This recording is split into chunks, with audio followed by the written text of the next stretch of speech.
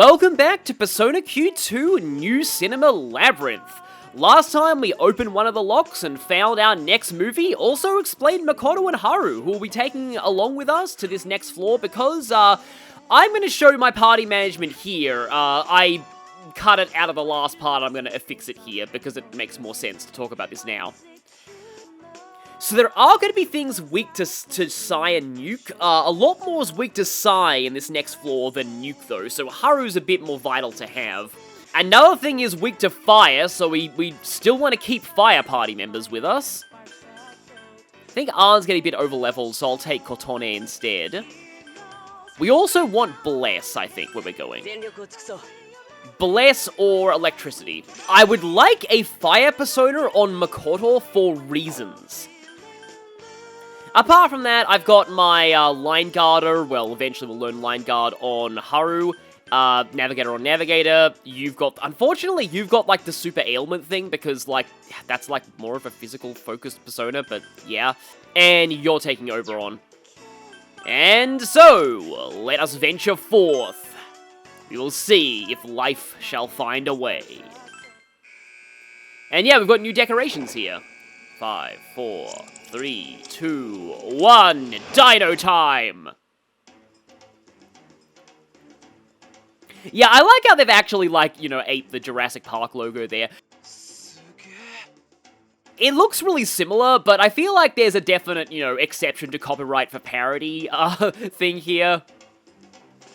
Yeah, I like the name of the TV trope for parodying Jurassic Park, Jurassic Farce. But yeah, like, it's one thing to be watching a movie, about dinosaurs, and being in a vicious, like, jungle full of them. But, like, actually being in that kind of thing, I'm just trying to wonder what's scarier, Kamoshida Man or this, because, like, at least in Kamoshida Man, you kind of know who to avoid, it's just, like, him and the cops, but, like, here, it's like, something could just jump out at you at any time.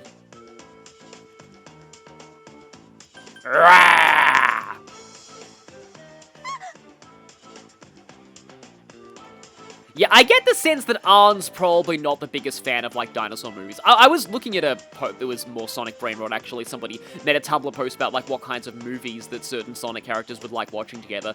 The headcanon of mine that I loved is that Rouge loves reality TV. Like, that is totally canon. But, like, in terms of the Persona 5 cast, yeah, Yusuke's taste in movies is probably he probably likes the really, really art house, like, super artsy films. He probably likes Kurosawa, though, I feel.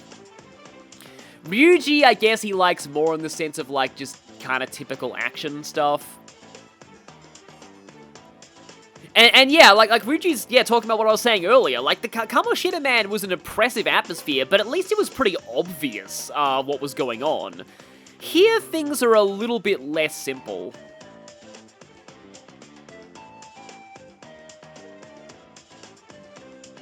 We do need to track down those herbivores.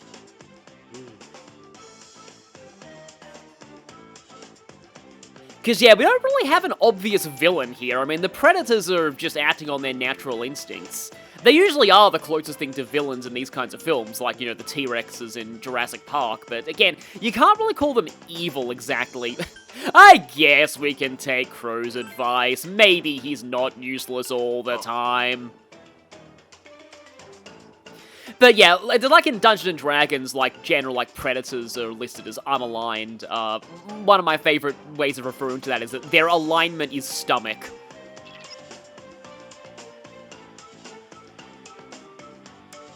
So yeah, this place is way more complicated than the first Labyrinth. I do like the way that it looks. Like, honestly, this looks really pretty. This is like one of the last 3DS games. In fact, you know what? I can actually mention something now. Okay, that's the entrance. I guess that counts as stairs. This game doesn't actually have a 3D option. Like, at this point, they've kind of given up on the 3D gimmick. Oh, that's what the free space is. Okay, hang on. Oh, also, wait a minute. I had to plug in my 3DS because it was running out of battery. I had my charger in another room. Yeah, I'll put those things on my free map palette for now.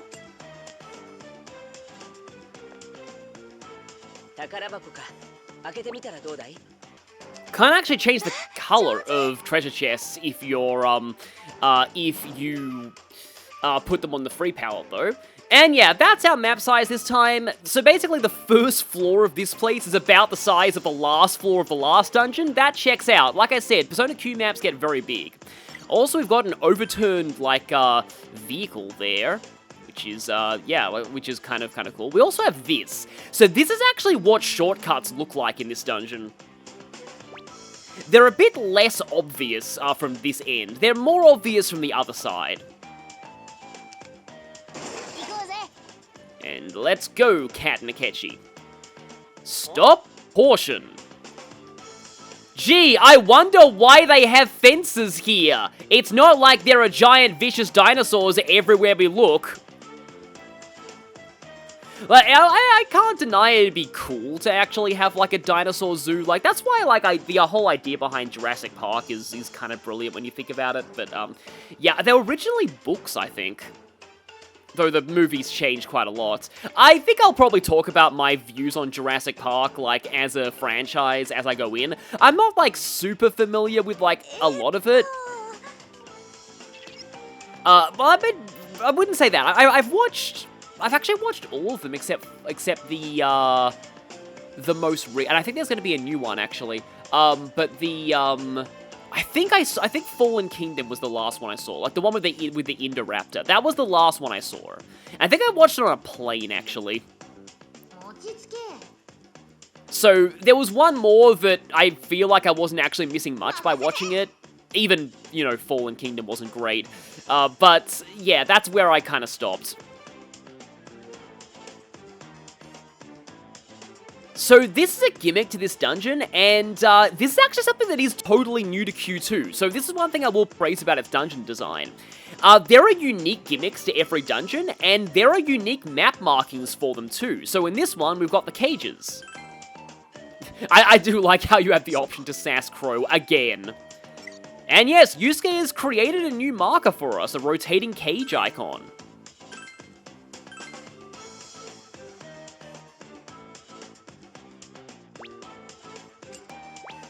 So with that there, it will automatically show which side of the rotating cage is active. So yeah, we'll see how this gimmick works as we go, but it should be fairly obvious. Okay, we're almost at an encounter. There we go.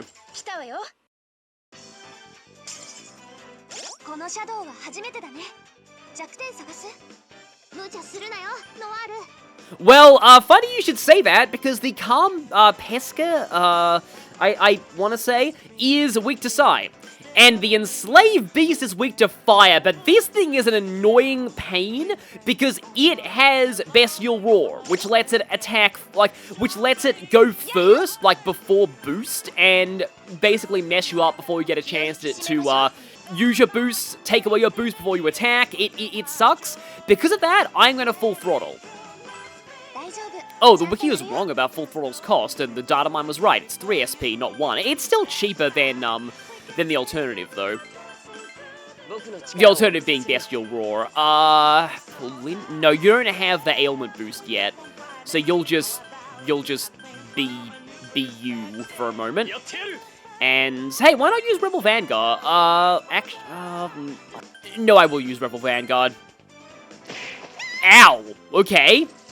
And there's Bestial Roar. So the reason why I put Fire on Makoto is because the Enslaved Beast is weak to Fire, and if she gets full throttle in, she might be able to use Fire on it before it takes away her boost. Well, it takes away people's boost. Oh wow, that's not good. That was a very hammy Persona yell there. Okay, we got the boost up on you, but it is not entirely, that is not entirely gonna make her go first. Because, okay, hopefully she can get the Agi off first, but I get the sense the Enslaved Beast may be faster than her, even with her full throttle, because it's that second speed bracket that I was alluding to earlier in this playthrough. I guess I can pull Limper, and you can try and Dream Needle the Enslaved Beast. Yes, it is still faster. Oh, nice axe guard, though. Now, if I'm boosted and in full throttle, does that mean that I definitely go first? Also, yeah, that is good damage there. No sleep yet, and Argy. So yeah, like when I was talking about like priority brackets, everyone in the same bracket goes in order of speed. Pulimpa can be effective against the enslaved beasts because they, yeah, Rebel Vanguard doesn't last long. Because if they're confused, they might spend their Bestial Roar infused turns attacking their allies instead of you. The way the priority brackets work is like everybody with Bestial Roar / full throttle goes in order of speed, then everyone with boost goes in order of speed, then everyone normal goes in order of speed. But yeah, I am wondering, does boost and full throttle mean Makoto definitely goes first? She does! Nice, okay. I don't think that's gonna kill it, but we can still try. Because it is gonna go before FemC does. Because it is in Bestial Roar. See, I think the reason why, like, okay, that'll definitely kill it. But yeah, like, the reason why they put an enemy with Bestial Roar in this area is probably to encourage you to use Makoto's full throttle. Like, Makoto isn't, like, exactly a hard counter to a lot of these enemies, because there is only one thing here that's weak to nuke, and it's Alexi. Yeah, and it's like and it's a Gold Shadow, so, you know, that's its own kind of thing. But she does have a way of sort of dealing with the Bestial Roar of those enemies. Actually, having to use a separate stylus for this because, my aging 3DS... Oh, that's new, by the way. Well, I think it'll be explained in a moment. My aging 3DS is to the point where, like, the stylus that it came with doesn't click properly into the stylus holder, so it just falls out, and currently it's fallen out, I don't know where it is, so I've had to take a replacement stylus that I got with, my sister's, DS Lite. It came with it's like light, it's Link green colored because she had a Toon Link. I sadly had to throw that out recently, but we bought her a Toon Link DS carrying case. And it came with a bunch of spare styluses that are like Link colors, so green and yellow.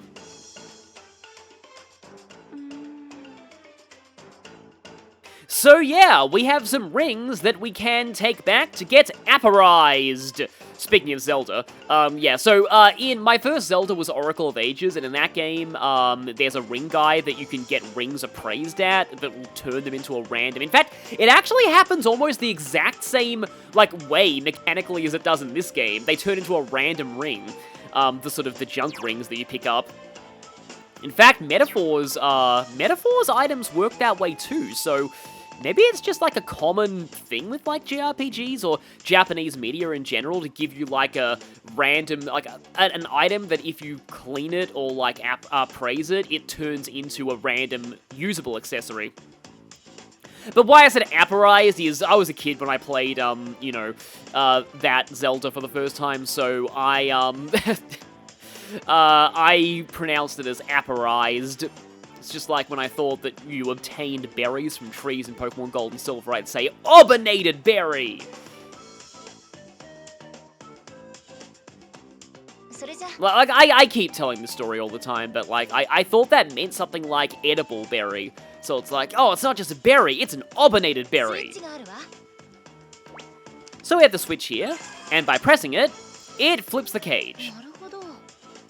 Pretty obvious how these work, but they basically create, like, one-way crossing points.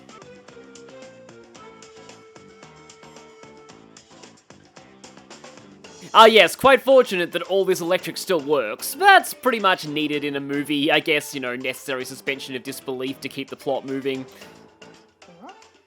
Other readings, huh? I wonder if that could have to do with the fact this place is named after a Persona 4 location.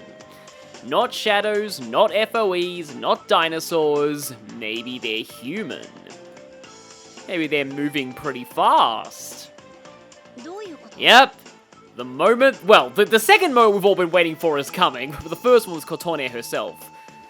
Yeah, here's the thing. Cortone wants it to be C's, but if you've been following the trailers for this game, and, you know, the name of this dungeon, it's pretty obvious that's not who it's going to be.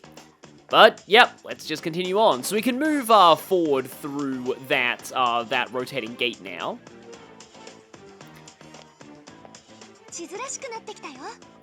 What, it wasn't before? And yeah, she said, like, Chizurashi, which is, like, map-like. It has map-like qualities. I'm gonna go cautious. I don't really want to get ambushes. Well, I got an ambush anyway. Oh, but no enemy advantage.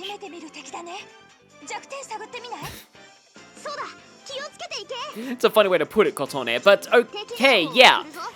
Desirous Maya. These things are the ones that are weak to Bless and Electric, and what I hate about them is I just realized I have Zio on both Zio and, yeah, they often show up in groups, so that's a potentially problematic thing. Okay, but yeah, the thing about them is they have Tarukaja, and if they use it on the enslaved beast, that can go really poorly. So let's go, I guess you'll go full throttle. It is within your sub-persona SP allowance, so I can afford to use that. Oh wait, no, Joker has Zero too. They can show up in groups of up to 4 though, which gets very rough, especially because it's just kind of hard for you to have access to, like, being able to hit all their weaknesses. Eventually we will get Ma skills that will be able to hit, like, all of them at once, but for now, that's a little bit more difficult. Okay.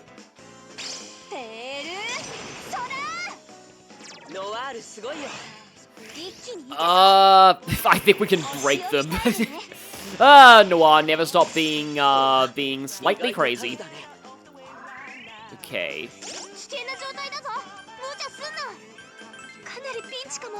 Okay, Femc got hit pretty bad, but you are going first now.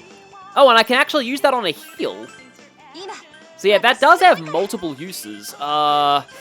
Nobody's status those, so let's not go for guillotine yet. And yeah, let's keep up this pressure. Yeah, I'm pretty sure that in this game, yeah, like Zio and Korha, there's pretty much no difference besides the elements. In some of the games, Zio costs a little bit more SP because there's a chance of shock, but not the case in this game. You only deal ailments via physical ailment skills or, like, just dedicated ailment skills. I did like how in Persona 3 a lot of elements had associated ailments, and in Persona 5 how a lot of, oh, that was really close. Stab Shell is like a multi-hit thing. Poison's a bit too little too late, but oh well. Yeah, I think it's actually only, like, Persona 4 that doesn't have, and that's demonstration of how that goes before boost, that doesn't...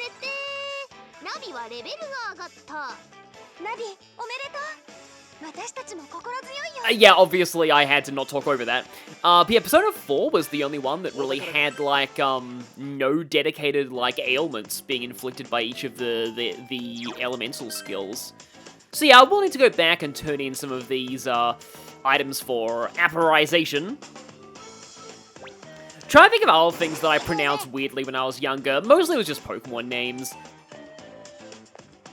I'm not missing any shortcuts, am I? I hope I'm not. The shortcuts can be easy to miss in this area, because they're, like I said, they look fairly subtle unless you're on the side that opens. But yeah, I used to call Quagsire Quacklesphere. Hang on a minute. I think I have a feeling of what this might be. This might be that multi-set of, those enemies. Oh, I'm actually not doing that badly in terms of SP, though. I can always get more popcorn later, so let's just popcorn up, and then... I would really like Haru to have Line Guard, though. How close is her sub-persona to getting that? It's pretty far away, still. Okay, I think I'm confident enough to do this. Let's go! At least Futaba warns you.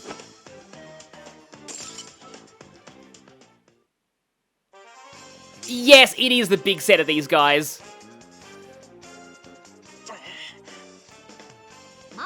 Oh, and it's a tutorial for something interesting. I feel like I should use this mechanic more than I actually do. In fact, I have a criticism of it that I'll bring up once we get to it. Because, like, it's something that, like, yeah, something important to the Phantom Thieves. Like, it's like Baton Pass. Yeah, we got a crossover with the P5 party, of course, we should have Baton Passes. Actually kind of feels like that's going to be a feature of every Persona game going forward, given that Reload had its own equivalent. But there it didn't actually give you, like, attack boosts. But the way Baton Pass works in this game is very interesting, and like I said, I feel like it could have been...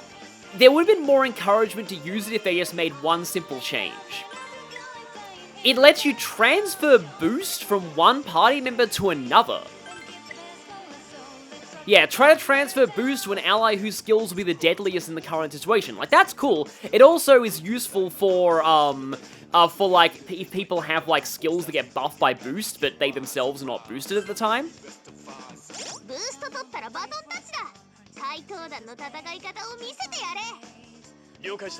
Oh, that's interesting. Like, she literally said, show them how Phantom Thieves fight. The reason why I have issues with this mechanic, though, is Baton Pass costs 2 navigator gauges, which I think is a little bit too steep. Especially since its benefits, because, like, unlike in Persona 5 itself, you can only do it, like, once per turn, rather than chaining it. Like, I think the cost is a bit too high for how it actually works.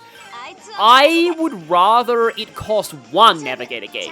Maybe if that was the case, then people might use it more? I don't know. Okay, I'm gonna go and armor split the Enslaved Beast, because, yeah, like, as we'll see, these guys really, really like to... Actually, I'm gonna go for a Pulimpa on the Enslaved Beast. Yeah, these guys really, really like to, use their Tarukaja on the Enslaved Beast, and, that stacked with, Bestial Roar is a pain. It's like, I only, like, relatively recently realized that, like, Bestial Roar and, Dragon Cry, they must be based on Beast Eye and Dragon Eye from mainline Shin Megami Tensei, because, you know, it's Beast and Dragon, the same as Nocturne. Those games, they give you more press turns, and they're enemy exclusive. Here, they are not enemy exclusive, and that helps a lot. Yeah, Makoto's gotta go into full throttle mode anytime Enslaved Beasts are around. And anytime in general, it's pretty much her whole shtick in this game. Okay, good, it's panicked. That makes me calm down a little bit, ironically. So yeah, I could Baton Pass... Okay, I actually have an idea here. Although, oh no, I'd like her to use the link. Actually, no, hang on, let's try this. I don't need Joker's Baton Pass right now, so... Baton Pass, Haru. So you need to do that at the start of the... Like, that only happens at the start of the turn, because, like, otherwise the turn order wouldn't make sense if that happened in the middle of a turn, like somebody who was boosted at the start wasn't boosted in the middle of the turn.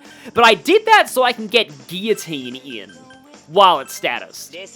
And now these two will just do stuff. Okay.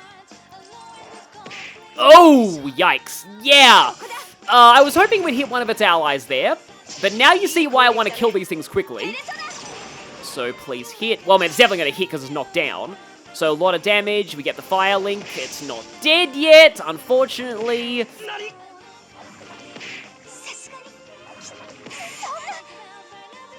But we're going to have our 2 backliners boosted after this. Might not last forever because the Enslaved Beast might hit one of them, but we'll see. Because I want to see if I can go for a boosted heal here, or revive specifically. Oh, of course it... Okay. That is actually very bad. There is... Oh, oh yeah, Kamoshida drained me of my gutsy fries, because of course he did. I need to buy more of those. Oh, immediate light physical? I don't think that's gonna out-priority, Bestial Roar, though. We'll see. I'm pretty sure that's still... Because it's a buff to your own speed. How about we pull Limp at the front? Oh, I probably need to use Refresh, actually, but also the Enslaved Beast is there. How about we single shot? Yeah, I had a feeling that might happen. And she was the one who was going for the gutsy prize, but at least the Enslaved Beast is dead. They're not quite Phantom Mages, but they're still an enemy that I don't like fighting. And yeah, that definitely doesn't go first within the, Okay, well, at least they're hitting each other. Okay, good. One of them's down. Only 2 left. Oh, boy. Yeah, I'd rather have Makoto revived. This fight's actually going to go on a lot longer because these things are oddly bulky. I mean, it is hard mode, so we are dealing less damage, but still. You know, this might be the game that I find Enslaved Beast the worst to fight in, as far as, like, Persona games go. Only a 3-person all-out attack here, so that square looks very lonely. Because I don't really remember them being particularly strong in Persona 3. No, Haru still does the same animation with her, items there.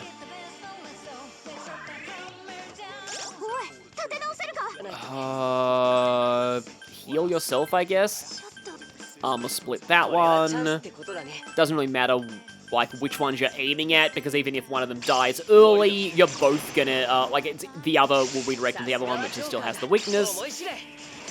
But yeah, like, I don't really remember an Enslaved Beast being that tough in Persona 3 when they first showed up. I remember the ones that looked like actual tigers in Persona 4. And now... Die, maybe? Okay, there we go. Oh, well, not getting the all-out attack finisher there is a bit unfortunate.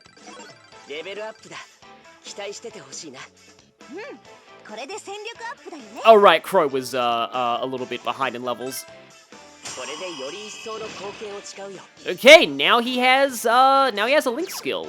But Sleuth Inside is like, once Akechi gets that, that's the point where you really need to start using him a lot. Maya Goop. So why I suddenly thought of the line from Fred. She gets this weird mascara goop in the corner of her eye. Actually, I think now is the time to leave. Also, hi there. Like, that's a Rafflesia flower, which is what Vileplume is based on. Which I think, like, actually do smell bad in real life. Rotating cage. Like, they specifically smell like rotting corpses to attract flies and insects. So, just, like, when the encounter meter goes down to 1, I am gonna just leave and heal.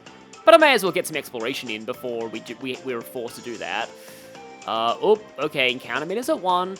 It's at 1. Yeah, I can see the switch over there, but I am gonna leave just to be safe.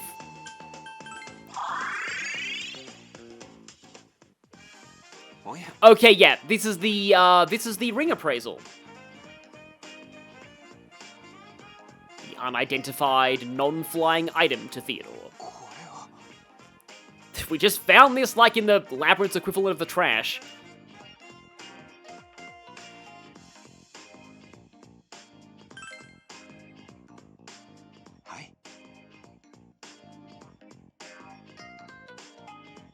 I guess in a way, like, this is kind of similar to, like, the weapon fusion that, like, Caroline and Justine were able to do. Like, sometimes Velvet Attendants just have a knack for, being able to empower items, or understand whether, you know, items have hidden power. Now, this does cost money, and it is random what you get out of them. Yeah, I'll turn, ambiguous sundries into useful stat-boosting accessories. Yeah, so appraise is now a new thing. Now, he might make some stuff out of these, because these are a bunch of new enemies. We got Igniter. That this predated metaphor, okay. Paralytic Sling, yeah, exactly. That is what I want for Morgana rather than other stuff. And we're almost at plus 10% HP unisex clothing, plus 3 strength male clothing, and resist all binds Morgana. That's good. Okay, they're pretty cheap. May as well appraise these. Red Bangle, max SP plus 5%, strength plus 1. Yeah, usually they're just little stat boosts. They can sometimes give element resist passives though. Okay, that's the same. Agility. And endurance, okay. Didn't get any of the element versions that time. Okay, yeah, coin knuckles plus luck, okay. I mean, Makoto's luck's pretty bad though, so not great. And igniter, low chance of it feels like that should be doing burn, not poison, but burn's not in this game. And yeah, paralytic link, that's actually not bad, having a chance of paralysis on Morgana's normal attack. Gives a bit of extra utility. Oh, right, Morgana still has the Bracer of Might. Yeah, this is the point where things get kind of problematic, because for keeping track of who has what accessory, because we have a lot of party members, and we're going to be getting even more, and I really should have the Bracer of Might on somebody. In fact, I probably should have it on Makoto at the moment, because she is the designated one who deals with the enslaved beasts. Wait, Crow seriously just has a default accessory? There's like the lucky cat on somebody. I don't think I'll need this many alarm clocks again, so I'll sell some of them. I hadn't found any shortcuts, so this is kind of inconvenient, but we do what we do for safety. Also, I have more gutsy fries, speaking of safety. Nuke Bane Lexi, that would mean it's weak to Psy. So Joker is the fastest of this party right now, gotta remember that, but I have a lot of speed ties at 17. Kotone does have the highest luck of anybody, so actually she really should have the element persona. I was thinking of giving it to like a Akechi, but no. Not necessary, but I'll take it.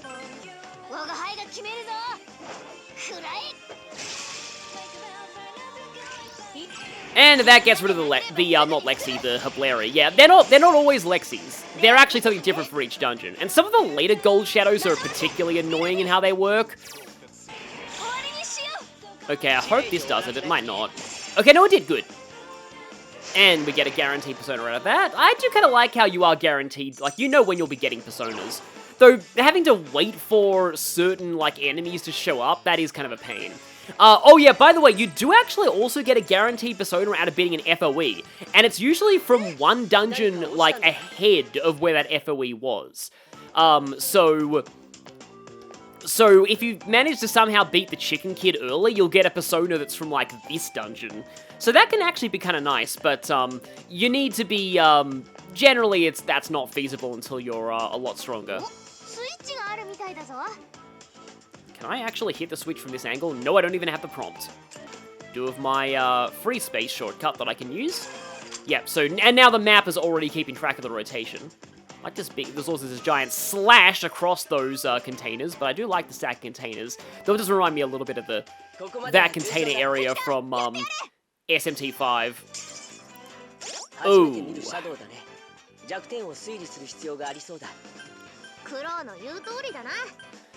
Two of these is a problem because I want to say, yeah, they're only weak to Psy. The Nyogo is also weak to Psy, so this is actually not a good setup. Only have one person who can hit the weaknesses of, like, anything here. Oh, they can use Blue. Yeah. Oh, I just realized something. Do Makoto and Haru have, like, bad armor? Because they're taking a lot of damage. Suppose just do that to get us closer to killing off things, because the less things there are, the more manageable it will be to hit weak to, like, get an all-out attack. Yeah, I am liking the fact that I built that persona to have, Owl, forgot Joker was weak to ice for a moment. There is actually a resist ice persona you can get fairly soon as well. Or you can probably already have it. Okay, so it uses Psy. My thing says that it's weak to Psy, though. If it uses Psy, though, wouldn't it be weak to Nuke? Yeah, I'm actually going to try Frey. But if not, I'm going to go Psy. Because, yeah, it's weird for something to be weak to an element that it itself uses. Yeah, no, that's not weak to Nuke. At least we got two, we got to up to the 2 in the... Oh, actually, no, that thing's not dead yet. Okay, that's kind of unfortunate. And yeah, Joker's dead. At least the enemies don't get boosts for that or anything. Okay, yeah, we got the Endure there.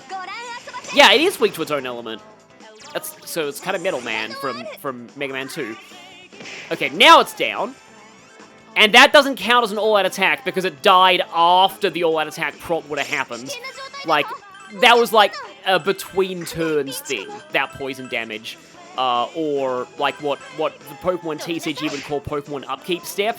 Like, the stuff that happens in between turns, like poison damage. The all-out attack prompt would have happened before that, at the end of our turn.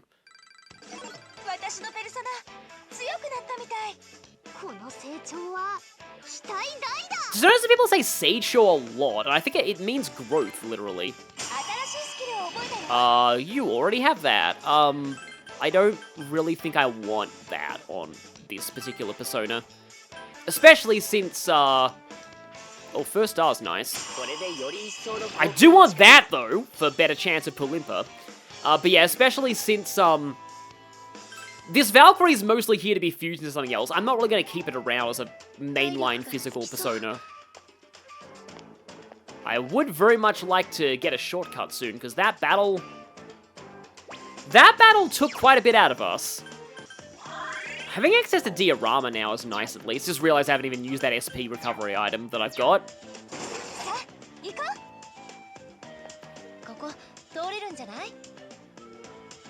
And just like I said,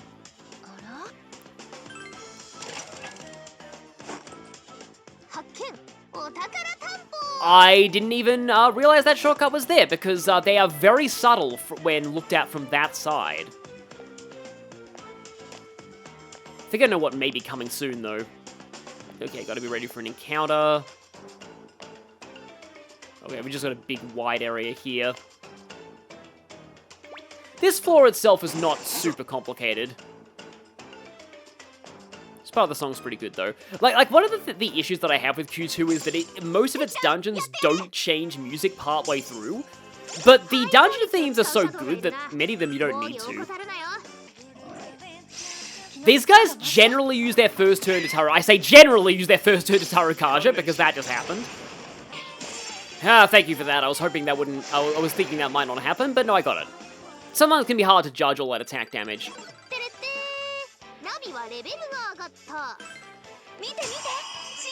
Yes, indeed, I will look at your new skill, because, yes, Line Guard, great for you, and I don't think I need Lunge. Yeah.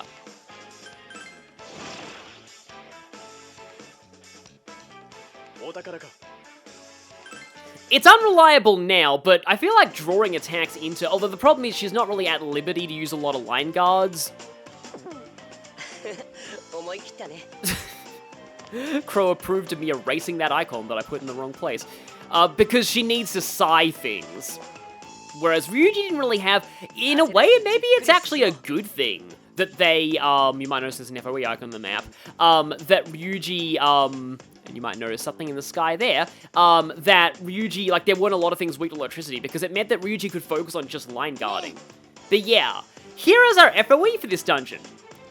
The gimmick of this one is simple. It flies.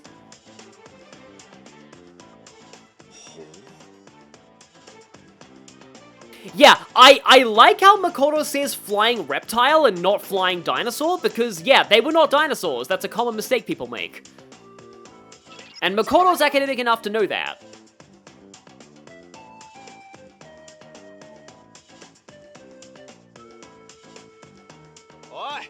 I mean, we're outside of its range right now, so Yusuke probably could try and sketch it. Oh yes, we'd be worse than critically injured. Yeah, that would admittedly be pretty cool. Though, you know, I haven't really had much experience with eating reptiles. I think some places do eat lizards. Oh no, you have triggered the Yusuke hungry flanderization. One of the few flanderizations in this game. Fried FOEs. Yeah. So, the gimmick of this is that it doesn't obey walls, because it's in the air. And here's our first tutorial to FOE danger levels. This is kind of your indication of, hey, maybe you should go back to the first Labyrinth and see if you can fight the FOEs now. I'm not going to because of reasons that I'll get to later, but I'll just say that, like, killing the FOEs, they made that into side quests now. But basically, this thing flies around in a big loop, and it ignores walls. So, it can corner you in ways you might not expect. But the game does have convenient hiding spots. I want to say its patrol route looks something like that. Also, we have an event here that I'm not going to miss this time.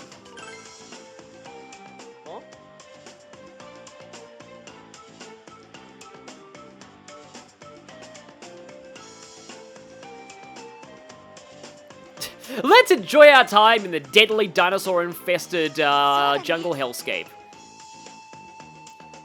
Yeah, Warhammer 40k is a term death world that refers to, like, a, you know, place that is just... It's still, actually, yeah, it sums up exactly what it says on the tin.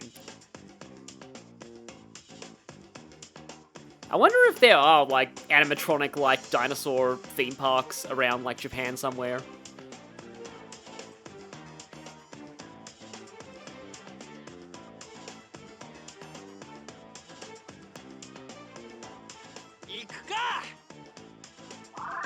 Oh, we regained some HP and SP. But yes, stay positive is actually Cortania's catchphrase, so, oh wait, no, actually, no, that's Maya from Persona 2. They reference it in Persona 3 Portable, that's why I thought it was her catchphrase. Just realized that it's patrol route wrong. And once again, we have the everything weak to Psy Brigade. Yomidori is literally, like, just as I read, but I like translating it as just as planned, because that makes sense for Akechi. Oh, that's gonna do a lot!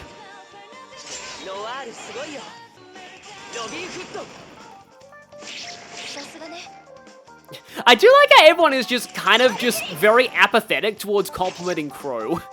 It's like, yeah, yay! Yay, Crow, he's our man. If he can't do it, great! And the enemy just spontaneously combusted when I said that.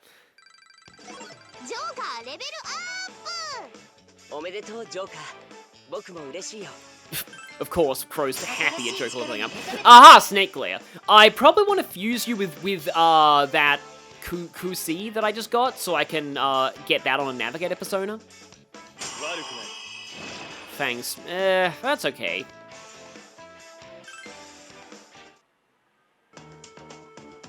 Okay, we are 83% explored, so I can probably afford to go a little further. Let's just heal you up. Okay, there's some traversable tiles here.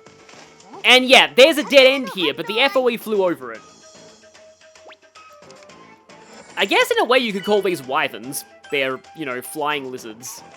Airborne lizards, I suppose, that are deadly. Hello there. Yep, let's not have you swoop on us. Yeah, I believe that they do just swoop down at you if, like, you get caught by them, so that can be a little bit jump scare-ish. Not nearly as bad as the FOEs in the third dungeon of the last game. But okay, yeah, we're getting very close to being done here. And once we are, the next floor, we will almost immediately be accosted by stuff. And by stuff, I mean the plot. Yeah, rip random dino.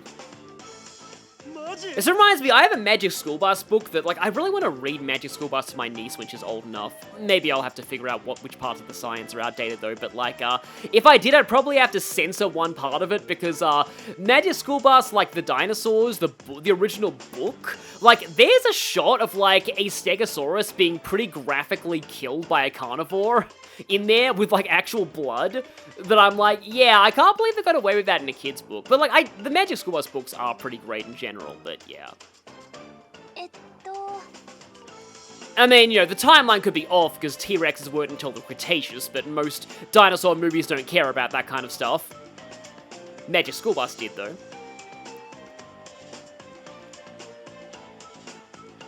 Yeah, then they try and one-up them by going Spinosaurus, and then they run out of real dinosaurs, so they're like, okay, let's make the Indominus Rex that's like a genetically engineered hybrid of stuff, and then,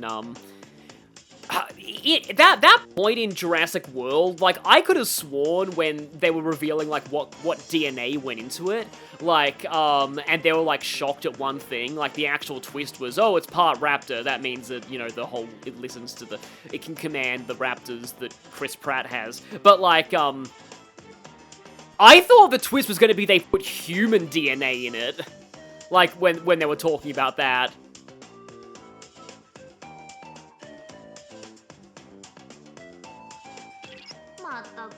But yeah, they just kind of kept escalating into, like, fake dinosaurs, and then they kind of made it meta by being like, oh yeah, it's just like all the dinosaurs in Jurassic Park 1 are fake, because Jurassic Park wanted the spectacle rather than to be anatomically accurate.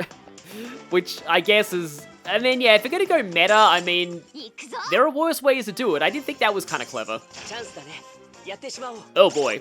Oh, please don't tell me that's a Newt Bane. That is not... Like, literally everything here is weak to Psi, and I only have one Psi attack in this party. So, how do I actually do this, then? Because the only real way to kill that is with an all-out attack, and I guess I kind of have to ignore it for now.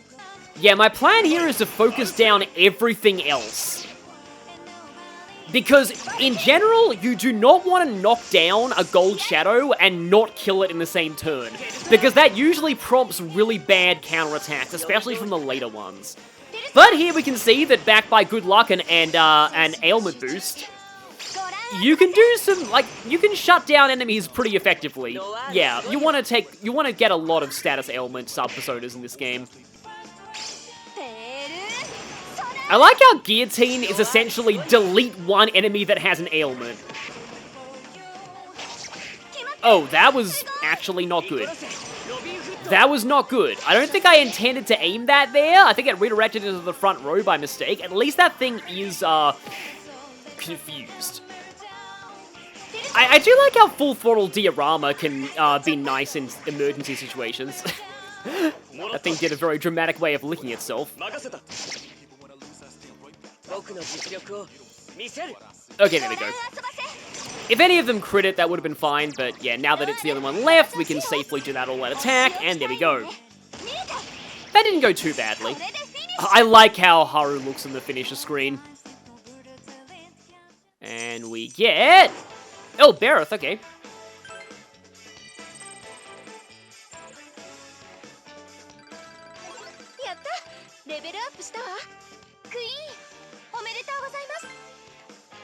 No new skills, but it's fine. Because that is the next floor stairs. Should probably put the downstairs on my palette, because you use that a lot more than upstairs. I might be able to get to that before an encounter happens. Let's see. Enemies, are you going to cooperate? Yeah, we're fine. It's only a 3. And here we go. Now, this is interesting. This gets us Duchess Crown. Unlocks the special fusion for Gamori. And that's a good time to stop for now. Next time I'll be heading back to base, because when we go down the stairs to the next floor... Oh boy, we're going to be going back to the base. We're going to be doing a whole lot of stuff, and there'll be an enormous amount of cutscenes and everything, and it's going to go insane, and there's going to be bios up the wazoo. See you all then.